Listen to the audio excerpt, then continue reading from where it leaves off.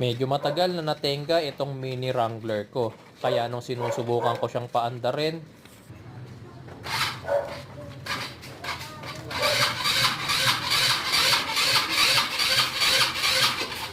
obat.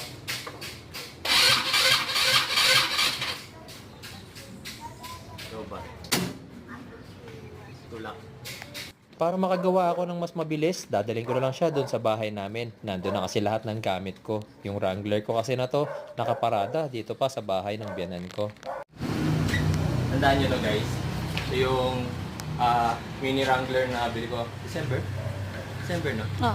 December last year, mga 2024. Good. Ay, Amanda, last time na napandar ko to parang April? March? Natenga kasi, so siguro napanisan ng gasolina yung carburetor.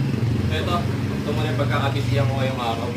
Ito guys, at i-charge ko muna siya. Ito nga pala yung battery charger na ginagamit ko. This is for 12 volts and 24 volts battery. And sa mga magtatanong kung saan nakakabili ng ganitong charger, lagi ko na lang yung product link sa video description din sa pin comments. Tapos dito sa Wrangler ko, yung location ng battery, ayun o, makikita ninyo. Ayun siya. Okay, pero yung terminals niya mas accessible dito sa rear right tire. Ayan na. Okay. So kabit ko lang muna yung charger ko. Ayan guys, so eto, charging na siya. Wait ko lang muna siguro na mag full charge to. Actually pwede ko naman subukan na start siya ngayon.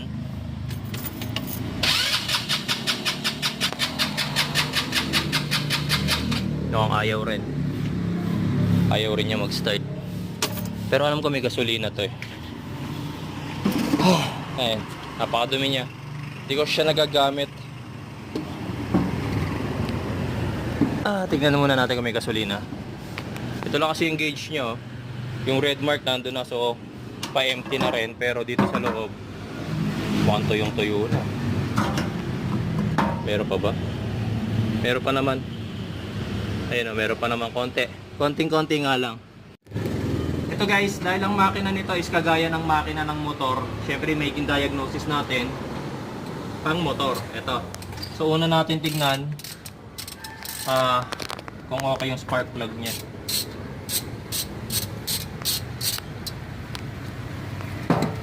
Isa lang naman ang spark plug nito eh. Tinignan ko yung tank, may gasolina siya. Baho nung ano niya, nung tip niya.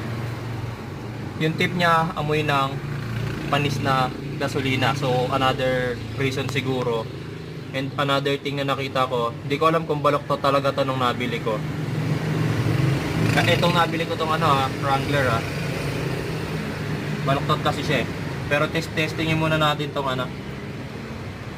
testingin muna natin tong spark plug. Kita ba?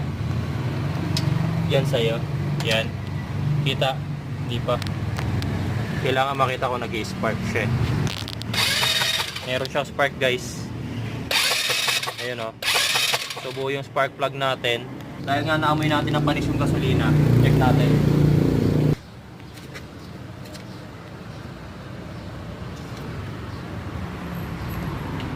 Kaya so dididrain ko ngayon yung gasolina yan. Pao.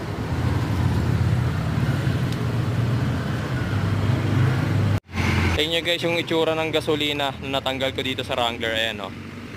Sobrang dumi niya, diba? Hindi siya yung green lang. Ito grabe o. So dumi. At ano na rin to na napanisan ng gasolina na. Para na siyang langis. Para siyang used oil. Dahil nga napalinisan ito ng gasolina, nag-decide na rin ako na buksan yung carburetor para malinisan, para masigurado ko na matanggal ko lahat ng umido at nag-gel sa loob. Pagtanggal ko ng kanyang float bowl, mukha naman siyang malinis. Pero nakita ko yung kanyang jet, ayun o, kitang-kita nyo rin naman siguro na nagbeberde na siya. Tinanggal ko na rin yung diaphragm dito sa ibabaw para makita ko rin kung nagkaroon din ng contamination dito. Pero mukha namang malinis. Pero since nabaklas na natin, sige, linisan na. Kasi yung mismong air horn, marumi rin naman. Heto, tapos na akong maglinis. So, syempre, punasan na natin yan. Tignan nyo naman, napakalinis na ng carburetor. Siguradong wala na tong umido sa loob. Dumating na rin naman si Mrs. Dala-dala yung malinis na gasolina. In-empty ko na rin yung tank dyan para siguradong wala ng panis na gasolinang maiiwan.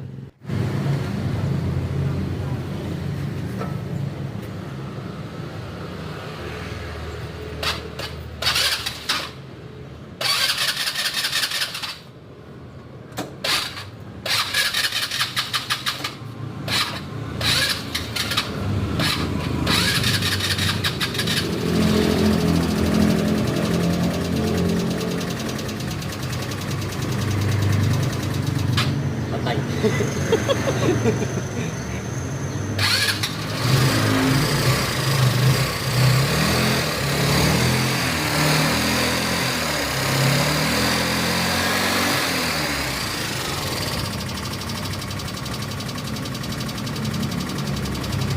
Kaya muna natin siyang uminit. At least ngayon, nag-start na siya. So, ginawa natin, linis carburetor, palit ng gasolina, and pinalitan ko rin yung spark plug kanina. Dito habang pinapainit ko yung aking mini Wrangler, naisipan ko na rin siyang hugasan para matanggal naman lahat ng dumi na nag-accumulate mula nung natenga siya. After hugasan at mainit na yung makina, heto, itutono na natin yung carburetor. Every time nalilinisin kasi ang carburetor, syempre nawawala yan sa tamang tono. Yan. So dahil nga naka-fix itong ating hood, actually ito yan mga bossing, naka-fix yan kasi naka-tornilyo rito, dito. Yan. So marami siyang mga tornilyuhan.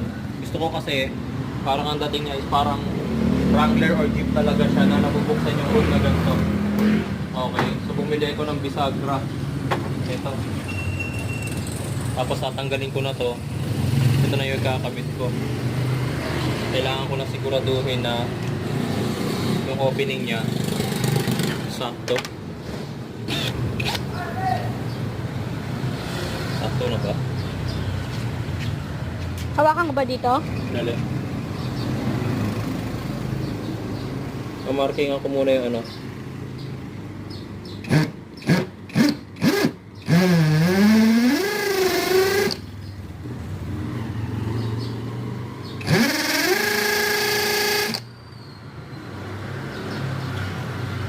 Nalagyan ko muna ng marking kasi baba ko ng kahilalim.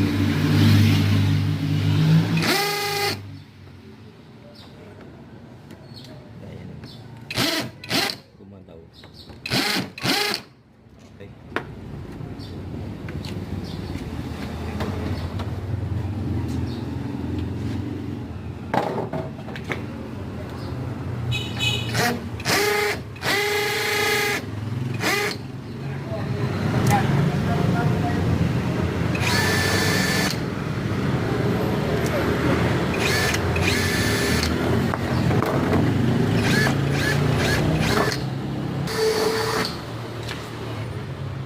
Mukha namang sumakto yung ginawa na.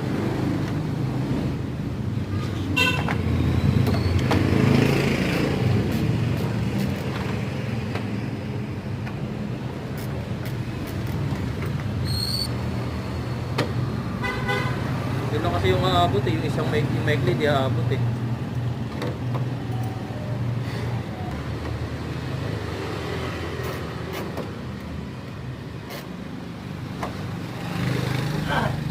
Yun, natin. May ako na ako isa. Kinatay ko sakto. Oh.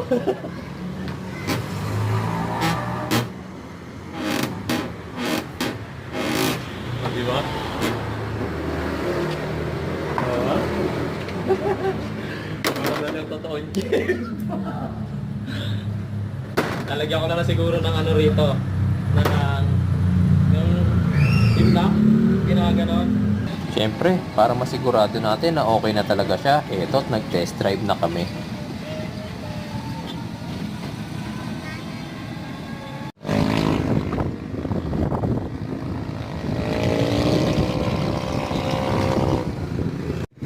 Ayun na oh.